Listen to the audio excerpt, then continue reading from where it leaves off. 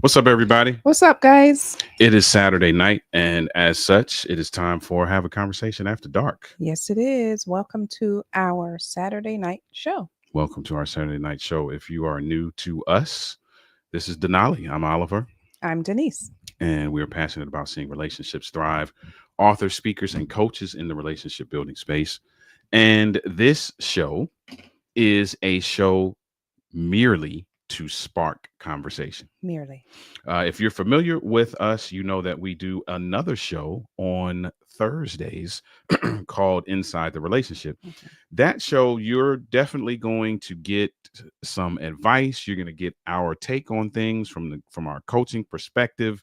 You're going to get that. And yeah, you might get that tonight too. But tonight is really about us sparking conversation. Right. Us throwing something out there in hopes that you will actually start talking about it. Right.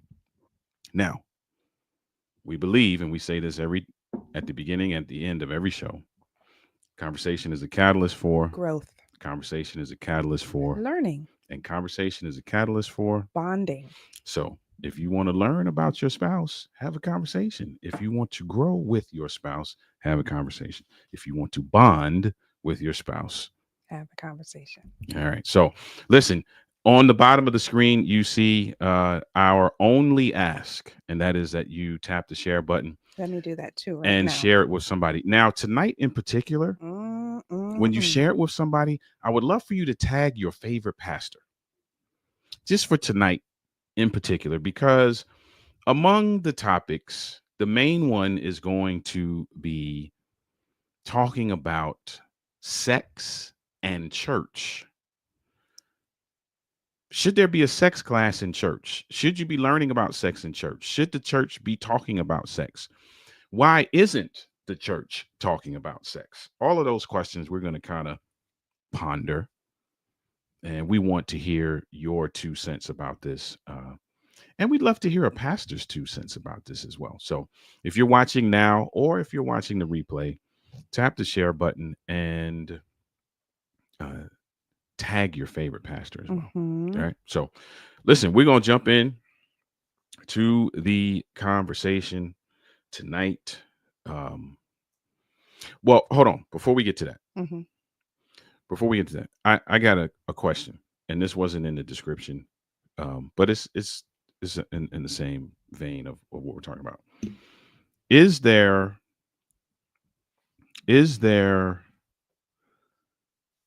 can you want sex too much? Isn't that called sex addiction? Well, I'm not talking about that going that far. I'm just talking about in the marital relationship, right?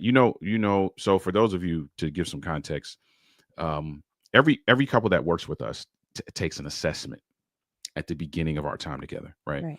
One area of that assessment deals with sex and romance.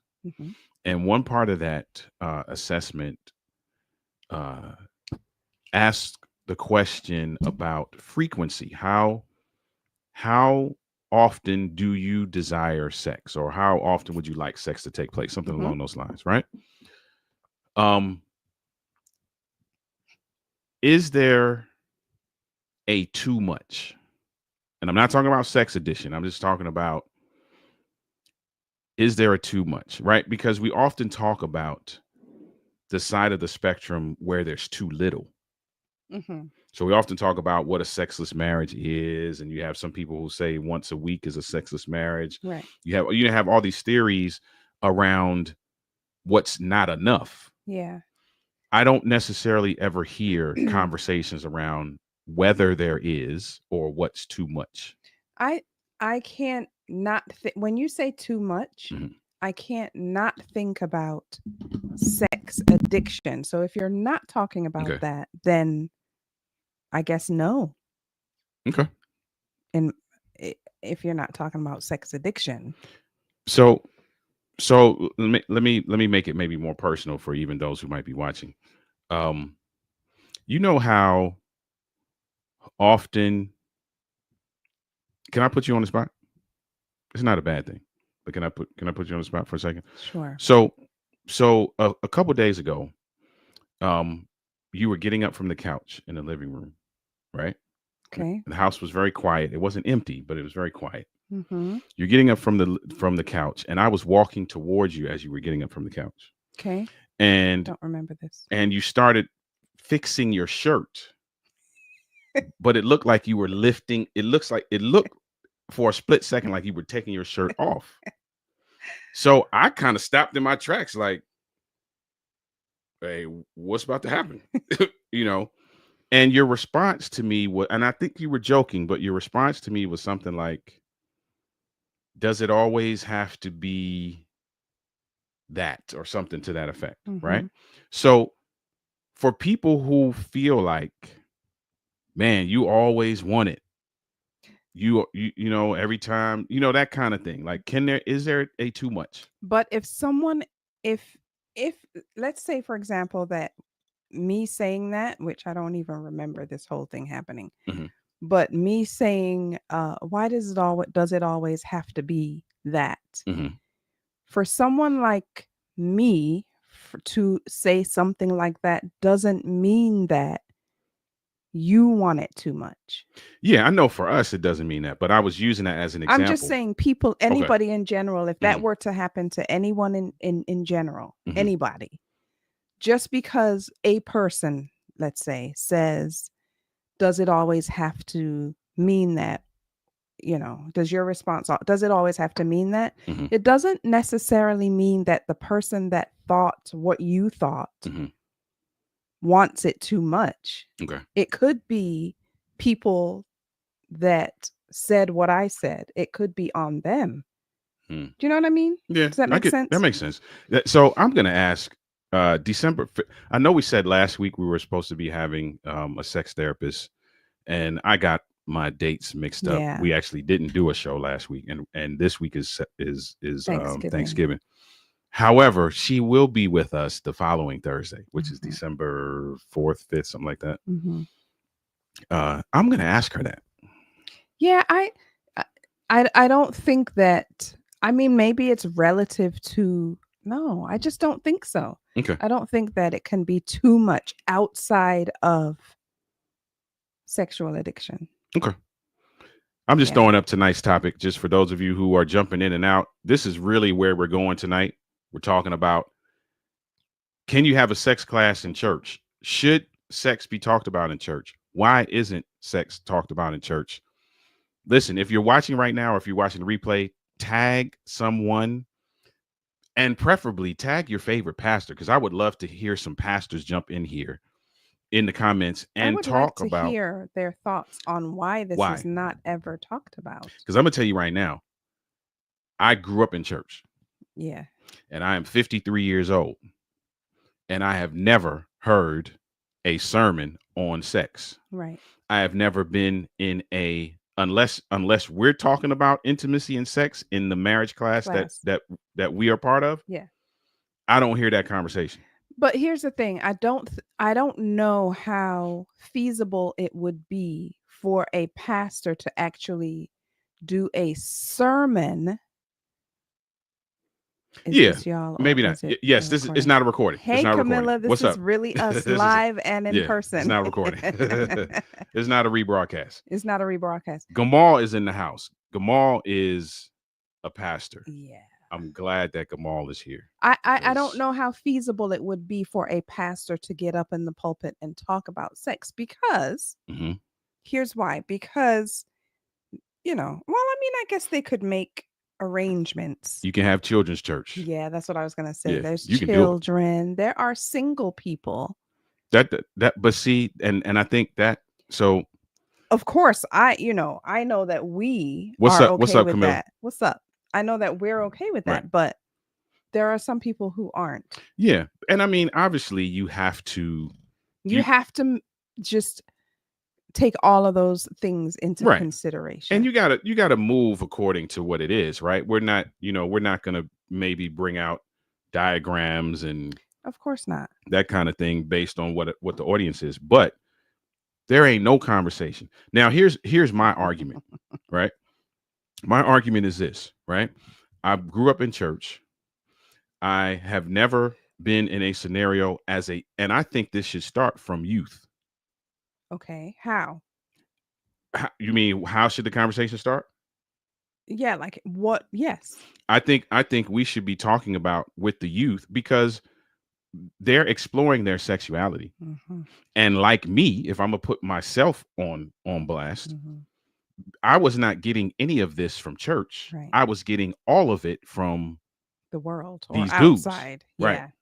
My homies, yeah, who were having experiences and were sharing their experiences, or from stuff we shouldn't have been looking at. Right. I think from youth, there should be some way to counteract that education that they're getting out there. I agree. And it's not that you got to jump into, like, we're not talking about positions and all of that, but you got to be able to say, hey, listen, we know what you're experiencing. It's natural. Let's talk about ways that we can manage it in a way that does not cause you to do something that you probably don't want to do. And not, I'm sorry, but I have to get my fan. Okay. Because in the past, sex was, we don't talk about that. That's, you wait till marriage. We ain't even gonna talk about it. Right. Like, that makes it so negative. Right. And that's not what God intended. I'll be right back. All right. So while you're gone, I'm gonna put these comments up. So Camilla said, I went to Southern and to a class called Sexuality and Scripture, taught by John Nixon, and it was in depth. And I got to bring then boyfriend, now husband. That's dope. That's at least for me, seems very like a rare situation. But I think that's incredible. And I think that more of that should be happening all over the place. Sexuality and sex safety needs to be taught from like 3. Yeah, you're right. Especially in this day and age that we live right now. There are conversations, and I love that, because there are conversations that are appropriate for all stages. I agree with that. And obviously the conversation that you have with a 23-year-old is not the conversation you're going to have with a 13-year-old, is not the conversation you're going to have with a 3-year-old. So I think what we do is we just don't have a conversation at all. Right. And when we don't, and we listen, if we're going to keep it a buck, we have either lived or have seen the results of not having those conversations. Yes. You're right. There's probably a lot of foolishness that I would have avoided in my life had I been privy to some conversations. Yeah. You know what I mean? And I wasn't, you know, so you have to. You have it as a open convo, and it will progress as they grow. Yeah. Yeah. Good morning. Hey, we have two Alexanders in the house. There are so many demographics: the conservatives, the singles, the couples, the hurting, the easily triggered, to be determined Democrats, the Republicans, to be determined Democrats, those who were raised in the islands, and on and on. They are all there listening to one sermon. And I only have 45 minutes, if that. Plus, you have to cover a ton of topics: stewardship, prophecy, grace. Covering everything competently is a tall order. I agree with that. I agree with that. I agree with that. I agree with that. And on the other hand, though, Gamal, I don't know if that's the reason why some, if not many, pastors don't even broach the topic or even think about preaching about it. Yeah. And here's and also to your point of it being, you know, so many things to put into 45 minutes. That's not to say that it couldn't be a sermon series. Pastors make sermon series out of anything else. Good point. You know what I'm saying? And maybe it's not a sermon at all. And maybe it's not a sermon at all. There is a 50 and over club. There is a women's ministry group. There is all these other kind of ministries. Why can't there be an intimacy ministry? Why can't there be an intimacy group? Why can't there be a marriage group that's split into segments? So you have divorced people and what they're dealing with, and married people and what they're dealing with, and single folk and what they're dealing with, and all the other facets. Like we don't necessarily have to put it all on the pastor to preach it from the pulpit, but we ain't doing anything at all. Yeah. And trust me, and all y'all notice, folk is smashing at an incredible rate in church. Now, if you weren't aware of that, let me make you aware of that. Like the folk you sit beside, raising their hand in praise and worship, they knocking it down. You don't know. I know. You don't know. Elizabeth?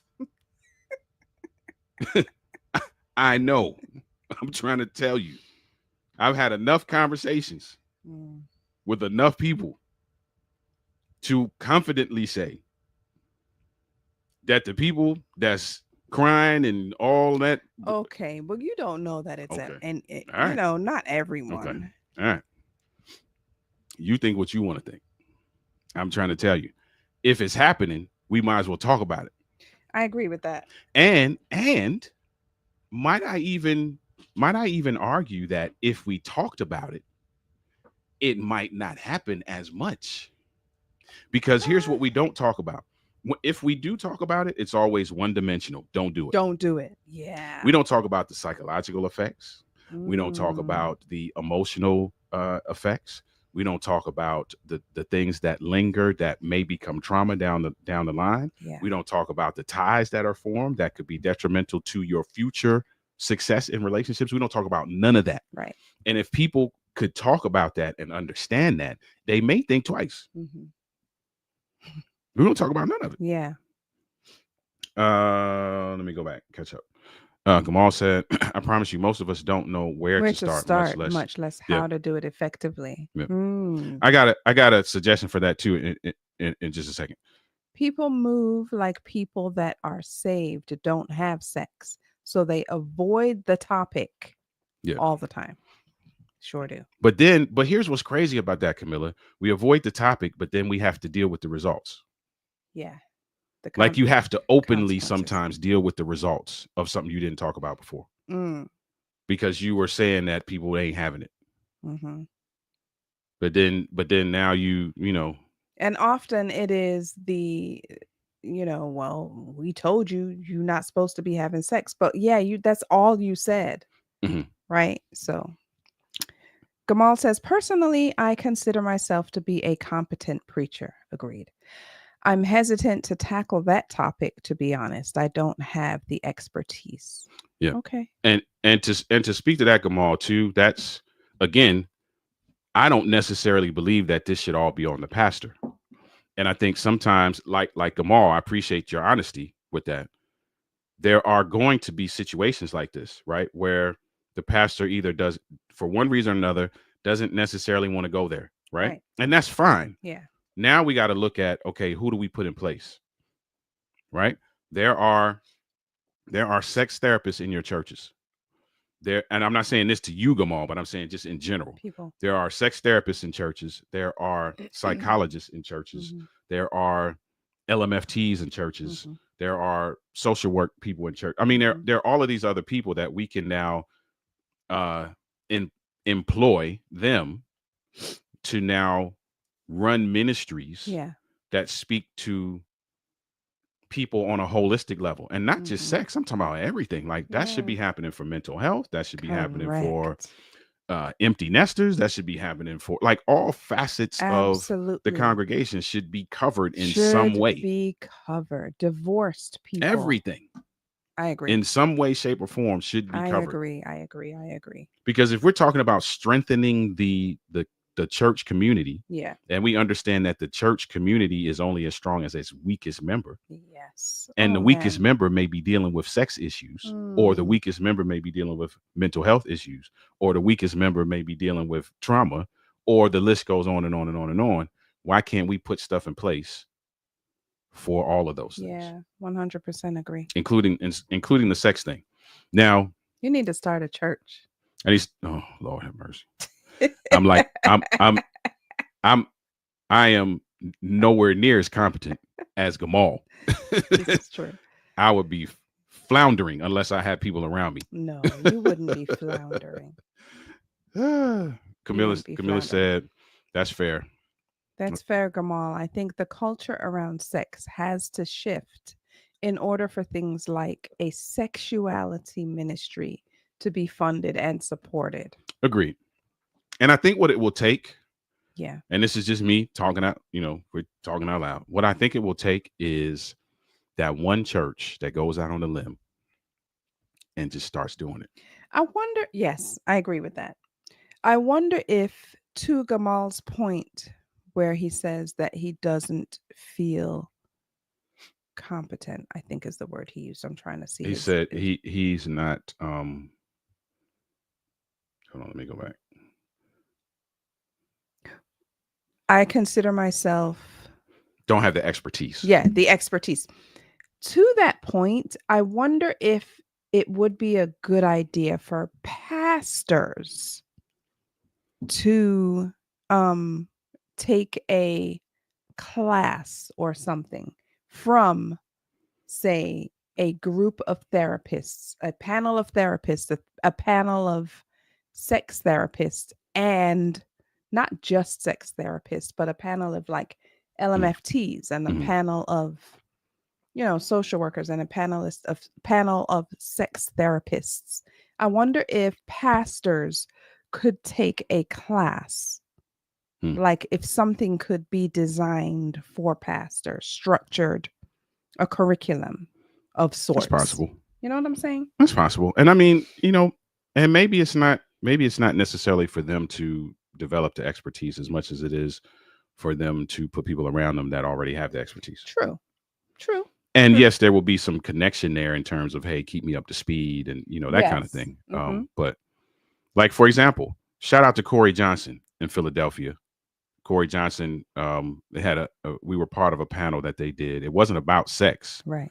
But it was part of a panel that we did about childhood trauma and that kind of thing, and how that how that manifests itself. And one of the panelists was a sex therapist, which is the person that's going to be our guest. Not this Thursday's Thanksgiving, so not this Thursday, but following Thursday, she will be our guest. And there are individuals like that who can be utilized. Right. The next thing is, and we're going to talk about that when we have her as a guest, is the stigma that's attached to that, right? So many of us don't touch this area, especially in church, because there's a stigma attached to it. Right. Like think about this show, right? And if I'm being honest, this show even plays into the stigma, right? We do a show late night Saturday night called Have a Conversation After Dark because the topics are quote unquote taboo. Yeah. There ain't no such thing as a taboo topic. Taboo for daytime. Yeah. There ain't no such thing as a taboo topic. There ain't no such thing as an after dark topic, right? Yeah. But that's kind of what's been ingrained in us. True. So we definitely ain't talking about it from the pulpit. Right. Camilla says, my question would be my question is, would the pastors be the best vessel for the message? That's a good point. It depends on the pastor. It depends on the pastor. Some pastors will be able to tackle this with a great deal of efficacy, right? Right. Some pastors will need to put a team around them. Because if you think about it, some pastors are of the older generation. Right. And so this whole way of thinking is not what they're used to. Right. So I'll put our pastor on blast. Shout out to Dr. Noah Washington. Best pastor ever. His doctoral work is in the relationship space. Correct. Right. So he may be able to do this with a little bit more ease than someone else. Yeah. Still would need a team. Right. But may be able to spearhead it. Yeah. A little bit differently than someone maybe who wasn't in that space. Right. Yeah. And would have to rely on now, bringing in the professionals to spearhead it as well. Yeah. So I think it needs to be had. It needs to be had, but personal opinion. Again, to the point of some churches do have pastors who are of the older generation. Yep. And that will be difficult for them to now grasp this whole concept. And I understand that. Yeah. So I'm not saying the pastor is old. Yeah, I get what you're saying. I'm just saying it's just a different generation. This is a controversial question. And I'm not saying this. I'm saying this to be controversial, but I'm really curious. Do you think that pastors will be held responsible for, and I'm only talking about those who choose to ignore it, because you have some pastors who, for one reason or another, they are never going to tackle topics like this. And it's not because it's something more aligned to them protecting themselves than them caring about the congregation. What do you mean them protecting themselves? Whether In it what be way? whether it be to hold on to a position, whether it be to make themselves look a certain way, whether it be a space that requires you to be conservative in nature. And so in order for you to kind of stick and stay and not rock the boat, you kind of let some things go and you don't do some things should be done. Will not just pastors. I'm just going to say we, because I'm not just going to throw pastors on the bus. Will we be held responsible for knowing that individuals are drowning and we don't throw them a lifeline because we don't feel like we should do that in this space? But why do we feel like we should not do that? Does it matter? It might matter. Okay. It might matter because they might sincerely feel like this is not, I just do not feel like God is calling me to. That's a good point. To do anything in this instance. So it might matter. It might matter. Okay. I see it matter. like that. This is good what Kamal's saying right here. Gamal says, remember, we're assuming that the only topic to be covered is heterosexual married sex. Yeah. How are we going to deal with the LGBTQ community in our churches? Wow, I didn't think of that. Mm-hmm. How are we going to deal with the singles who have decided that they can have all the sex they want, regardless of what the church says? What about the people experimenting with their sexuality? Many of our members are expecting a therapeutic approach, but the pastors are required to take an approach in line with what the church teaches. Yeah, that's good. Wow. That's good. And I don't have an answer to that. Of that. I didn't think of that.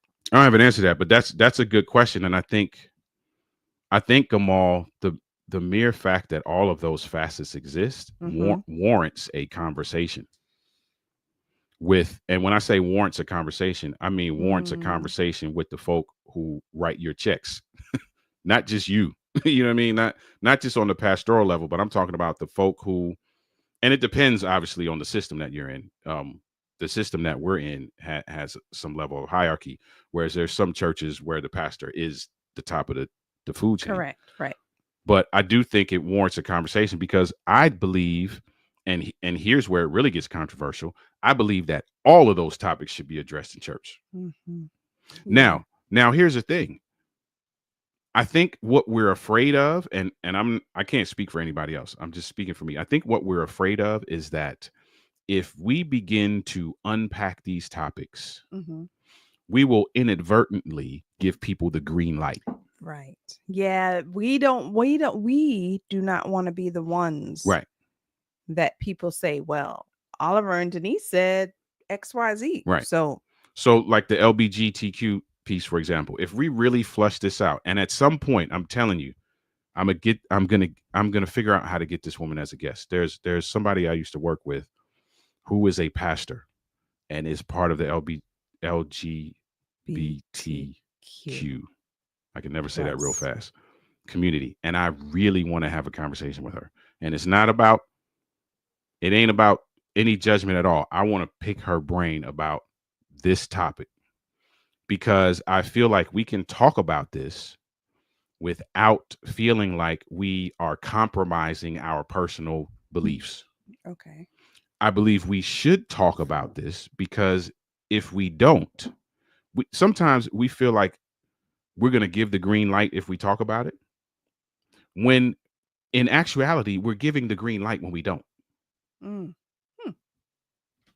We're giving the green light if we don't. If you ain't going to never talk to me about sex, then sex ain't going to be no issue that ain't going to be on my radar. I'm going to do whatever I feel like doing because you haven't given me any guidance. You haven't given me anything to think about.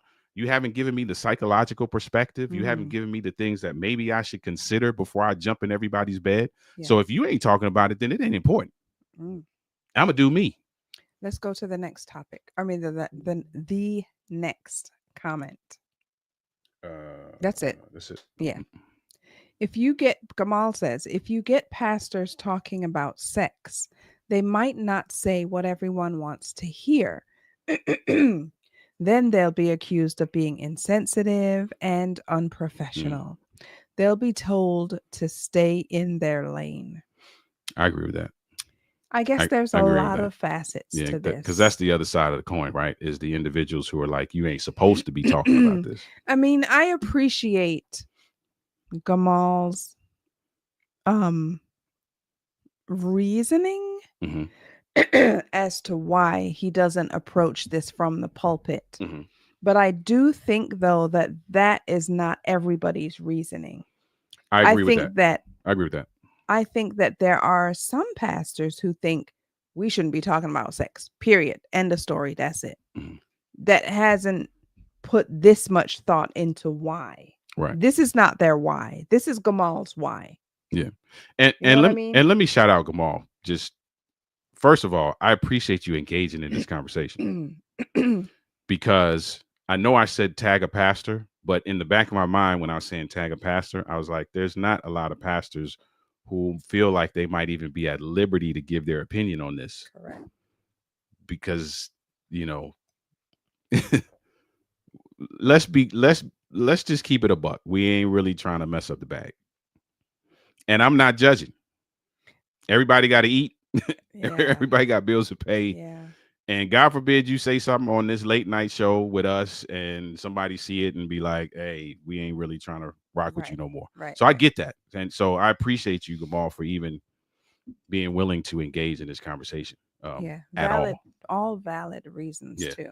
All valid points. Yeah. I'm thinking, I guess my thought process is just based on the stuff we have seen. Yeah. The people that we have served. And the issues that we know exist. The issues that we know exist. And they are not being addressed. Yeah. Not even in, listen, I'll shout out to Miracle City. I'm just going to plug us because it's a shameless plug. We're the marriage ministry leaders, along with Dr.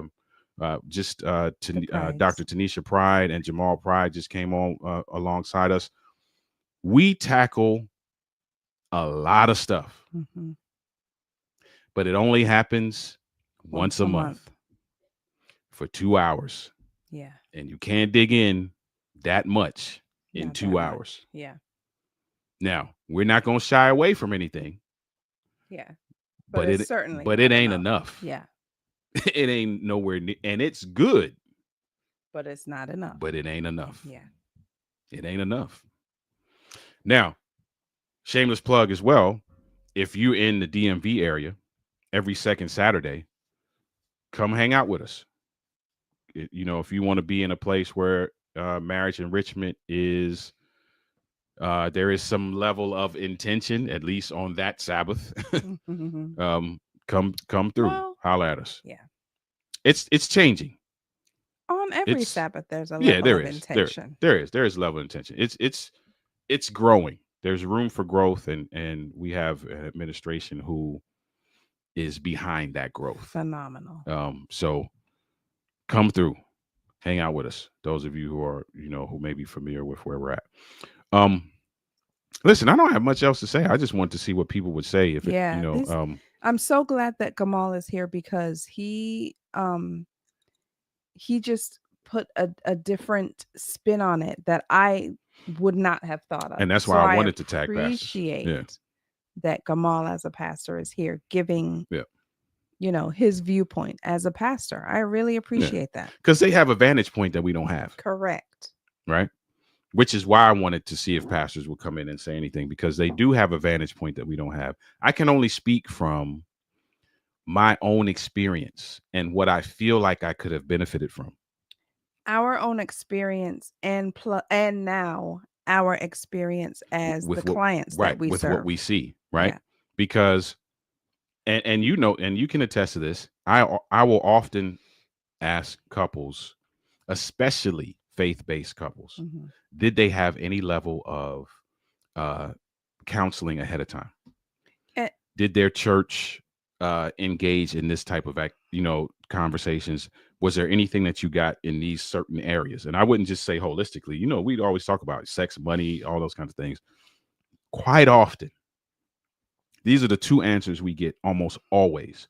One is yes, but it wasn't that great. Yes, but whatever, right? The second answer is no. Yeah. And I'm like, okay, if that's consistent across the board, we've been coaching since 2016. Maybe we should look at addressing that. That's just my thought process. And how do we do that? Maybe we put people around us. Maybe I don't know. But I think we would benefit from, from having these conversations in a way that engages folk and teaches them, not in a way that says, hey, listen, don't do this. Right. We can't just stop there. It can't just be don't do this, period. This is for when you're married, period. And that's it. That's not enough. If anything, it's like a little kid. You tell a kid, hey, don't pick up that ball. And that's all you tell them. Right. They're going to be like, why can't I pick up the ball? Like, what is it about that ball? Let me just tap it a little bit. Right. Let me kick it. And here's on all that type of stuff. And here's the crazy thing about that. God forbid you tap the ball, kick it, and nothing happened. Oh, you're like, oh, we good. Right. We all the way good. Yeah. That's a green light. Yeah. You know what I'm saying? We good. Right. We, I think, need more interaction between clergy and counselors. Clergy and counselors. Yeah. Agreed. Yeah. I agree with that. Yeah. I agree with that. Yeah. And it was great, man. The thing that Corey Johnson did, I think, was phenomenal. So good. What Noah Washington did as well in terms of having that mental health panel. Yeah, great, good stuff, man. We got to do more of that. More of it. And then we got to now intentionally put people in place. So listen, no, I'm not going to do that. Don't. I'm not going to do that. I think too. I wasn't going to say anything bad, but I have an idea. I really do. And the only reason I'm not going to share that idea right now is because I'm moving into the consulting space. And I'm just going to keep it a buck. I don't want to give it away for free. I agree with you. 100%. I just don't. But I have an idea. And if pastors really want to engage in this and they really want to look at this and how this can happen, just holler at me. I have some ideas. Yeah. I do. And I've shared some of them with Wash. I have. Pastor Washington. Pastor Washington. Yes, I've shared some of them with Pastor Dr. Noah Washington. I guess we can't get too. That's another conversation we got to be having. Why can't I be familiar with my homie? That's my guy. You can be, but not everyone knows him as Wash. Yes, you're right. You're right. My bad. Dr. Noah Washington. Camilla said, how much counselor training are pastors required to have? That's a Gamal question. I don't know. Sure. I'm not sure how that looks when they go through seminary. That would be because I never went through seminary. I'm not sure. Gamal says, I'm going to throw one more thing out there. It's hard to deal with a topic that you're struggling. Ooh. There you go, homie. That you're struggling with yourself. Bro. Listen, if I don't have a handle on sex, it's going to be hard to help others in that area. There you go. That's the shutdown comment of the night. That's it. Yeah, we're done for tonight. That is it. Yeah, you're right. You're right, bro. Wow. You're right. And the thing about that comment, Gamal, is that I shouldn't say more people, but struggling is more of a commonality than people think. Yeah. So that's not far-fetched. It's not far-fetched. That's not a far-fetched comment at all. And no matter how many times we say, come as you are, and no matter how many times that we say the church is a folk, God came to seek and save those who were lost, can nobody get up and say that they're struggling with sex? They will be crucified. Yeah. It don't matter. We say all of this wonderful stuff about the grace of God and all this kind of stuff, but let somebody get up and say that and watch how they get chopped down. You're right.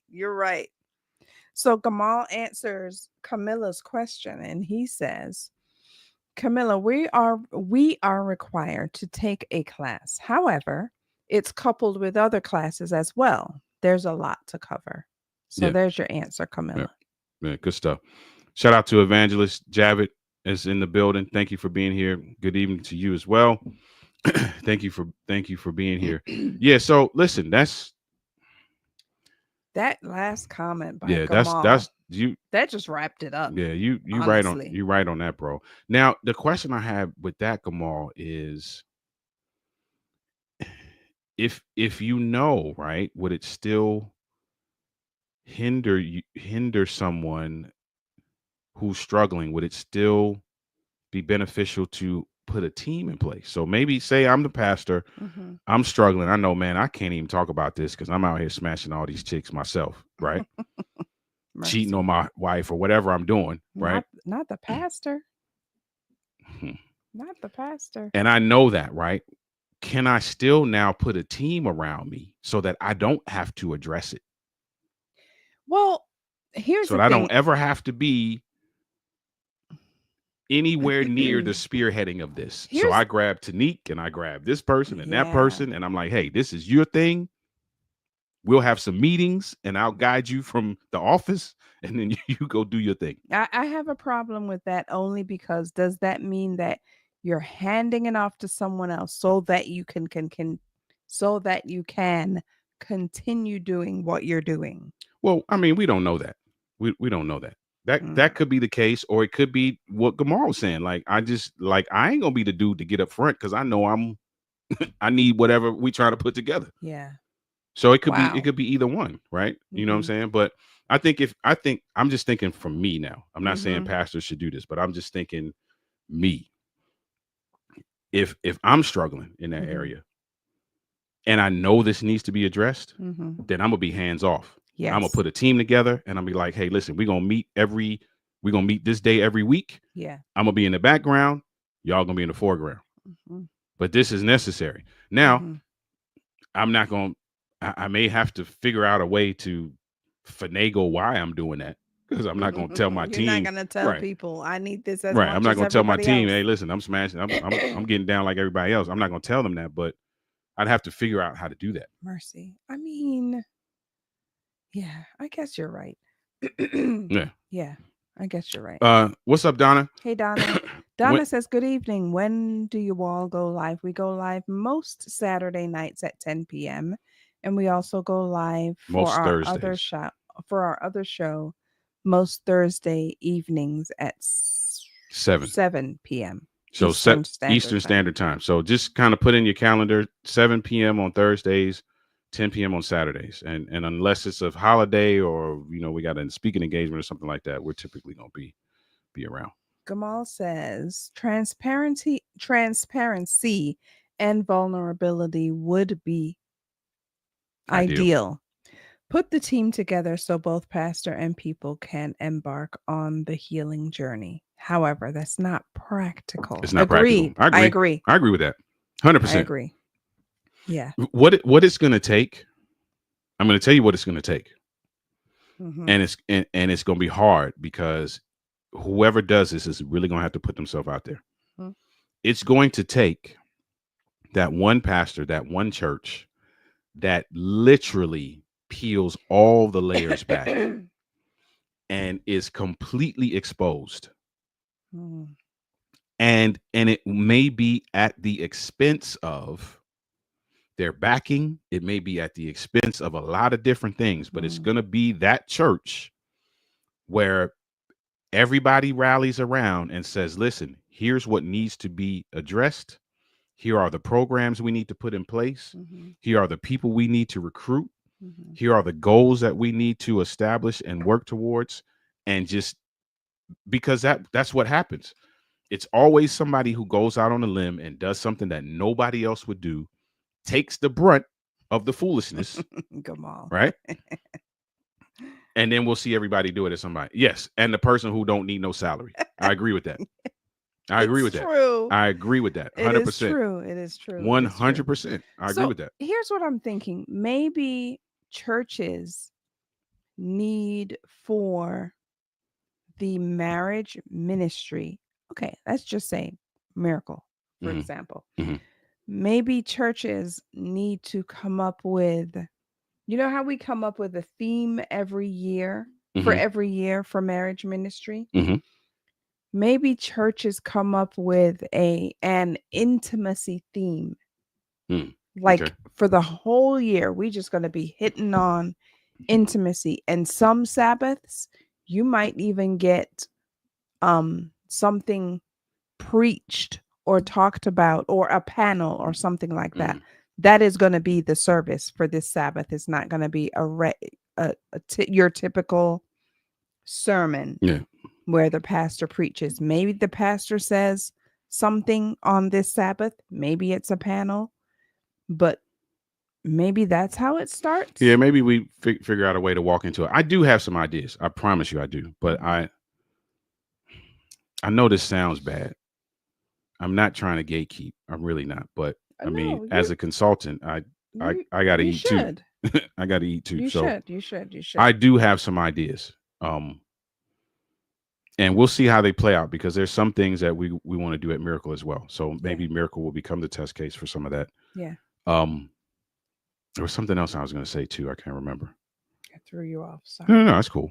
But yeah, I agree with that. I think Donna said it's in my calendar. Appreciate you. Thank you. Thank you for that.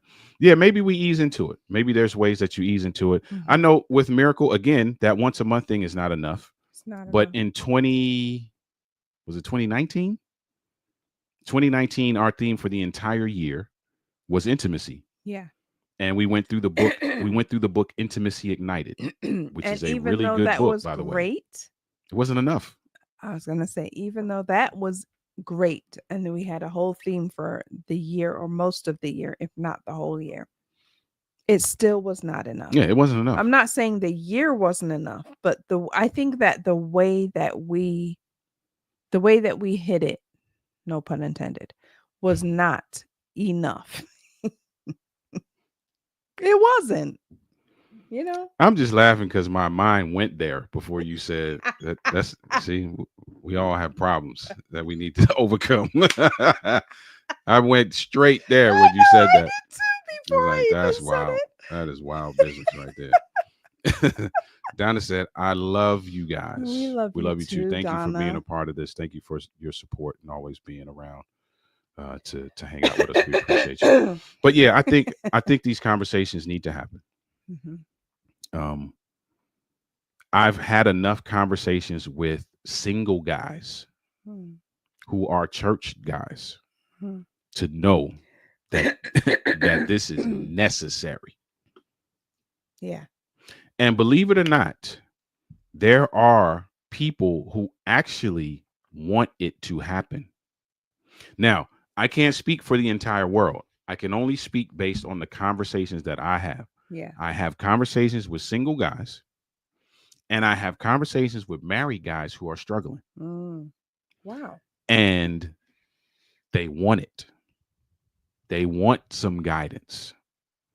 And they want to stop winging it. So they want to put a village around them. I don't want to put these married guys out there who have confided in you. But what is their struggle? I'm talking about the married guys at this point. Honestly, or is that like a completely different topic? It's a completely different topic, but I'll say this, and you know, some of the guys maybe will disagree with me, but it's really just wanting your cake and eating it too. It's a lack of self-control. For the married folk, for the on his part, yeah, just a lack of self-control. There's two sides to the coin, right? You have women who don't, and this is going to take us down another road. You have women who don't care. Don't care. They just literally don't care whether you're married or not. Okay. I'm talking about in church. I'm not talking about outside. We're talking about in church. Wow. There are women who do not care. Wow. And as long as they know you will be discreet, they're going to give it to you. Wow. I promise you. And I'm not speculating when I say that. You know that I know that for a fact because people have named names to me. My goodness. Okay. The other side of that coin is the guys don't have self-control. They just don't have self-control. The energy that you put into chasing those chicks, you could put into saving your marriage. Say that again. And that's where they mess up. The energy you put into right. chasing, smashing these chicks. Chicks. Do what you need to do at home. You can put that same energy into saving your marriage, into your wife, into what it takes to make you and your wife be where you should be. Wow. Yeah. Just redirect your energy and pray goodness. And pray for the fruit of the spirit. Which one of the fruits of the spirit is self-control. Like just pray for it. You know what I mean? Just, so oh my gosh. So that's, that's another topic, but yeah. So what if a man is struggling and doesn't want to get help? Honestly, Donna can't do nothing with somebody who don't want to get help. Can't do anything with anyone that doesn't want to get help. They have to want it. That's the first step, I would imagine. Yeah. And I know that sounds bad, and I know that sounds highly dismissive, and I'm not trying to be dismissive. It's not dismissive at all. But it is a fact. Yeah. If they don't want to get help, right. You have to want it. It's just like an addict of any other kind, a drug addict or anything else. You have to want the recovery. You have to want that first. You can't go by what other people want for you. It has to be you want it. You want to change. You want to redirect. You want to turn around and change your life or whatever it is. You got to want it. Now, if you don't want it, it's not going to work, or it's not going to be sustainable. Yeah, it's not going to be sustainable. Shout out to my guy. I won't call his name, although he tells his testimony everywhere he goes. But he said the same thing to me. He was on drugs at one point in his life, and he was like, man, couldn't nobody tell me nothing. That's right. Because I believed I was okay. That's right. And I believed I did not need you to help me, and I did not need the help you were offering. Right. And he was like, until I figured out that was wrong. Right. Nobody can tell me nothing. Nobody can tell you different. Yeah. You have to want it. Yeah, you gotta. That's the want first step. You gotta want it. So, listen, we're gonna get out of here. We feel like that's a conversation that needs to be had. Now, going back to the church thing, I do think that there's a way that we can begin to work through these spaces, and not just the sexuality space, the mental health space, the divorcee space, the parenting space.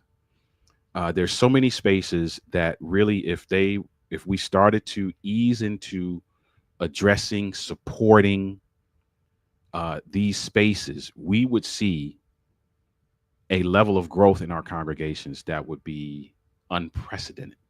Wow. And there's a way to do it. Yeah. There is a way to do it. There's a way to do it without bucking against your leadership. There's a way to do it without tearing down folks, without exposing folks. There's a way to do that, right? I love that you said without bucking against your leadership, because you don't want to go in there like all gung-ho and disregarding like your leadership. There's still order. There still has to be order to all of this. So I like that you said that. Hey, we're here, Donna. Just shoot us a message. I need a personal conversation. Yeah, just shoot us a message. We're here. You know how to get a hold of me. Either send me a message there, or you know how to get a hold of me through Stevie or anybody. Like, just get at us. We're here. Yeah. We're here. So, all right, family, we're gonna get out of here. Hopefully this sparks some conversation, amongst you and your congregations, your church leadership, to find ways to, maybe look at, doing some things that will be, because here's the thing. At the end of the day, it's really about edifying the body. At the end of the day, it's about edifying the body. It's about educating the body. It's about encouraging the body. It's about instilling some level of confidence in the body that they can walk this thing, whatever it is, out with some level of success. Yeah. Because they were able to get some guidance and some direction from the place where it matters most, which is their church family. Yeah. So, listen, thank you guys for being a part of this conversation. Shout out to Gamal, to Donna, to Camilla in the comments, to Evangelist Javed as well. Thank you for being a part of this. Those of you who are watching now, thank you for being a part of this as well. Those of you who are watching the replay, thank you. Feel free to leave comments. Feel free to share it, please, with individuals. We would love to hear what folks have to say about it. Again, for those pastors who may run across this and you're thinking, hey, listen, there's some room for me to explore this, shoot me a message, shoot me a DM wherever you are. Let's set up some time. It's not going to be free. I'm just going to put it out there. I got to be honest. It's not going to be free, but it ain't going to be. I'm not trying to kill nobody either. But let's have a conversation. Let's get together and talk about some things, because we, Oliver and Denise, want to see families, marriages, children thrive. Yeah. Yeah. And what better place to thrive than in the body of Christ, because we are called to be an example. So, good night to everybody. Thank you for being here. Blessings on you. Listen, if we're not going to be here on Thursday for Inside the Relationship because it is Thanksgiving, please enjoy time with your family and friends. Yes. Please be aware of the just be grateful. There's so much to be thankful for, right? And yes, I know we can talk about, what Thanksgiving means, and we can get into the whole political thing, but how about we just talk about gratitude for right now? Take some time out this week to be grateful for everything that God has done for you. Do you have a pro bono? Donna, holla at me. Just have a conversation with me. We'll talk about that. we'll talk about that. Get at me. All right, family. Listen, we won't be here on Thursday, but we will be back. Will we be back next Saturday night? I'm not sure if we'll be back Saturday night. So I think so. But just if you're following us, just look out for all of those things as well. All right. Listen, thank you guys. Have a phenomenal rest of your Saturday evening. Have a great weekend. And listen, have a conversation, because conversations are catalysts for growth. Conversations are catalysts for learning. And conversations are catalysts for bonding. So listen, folks, have a conversation. All right. Good night.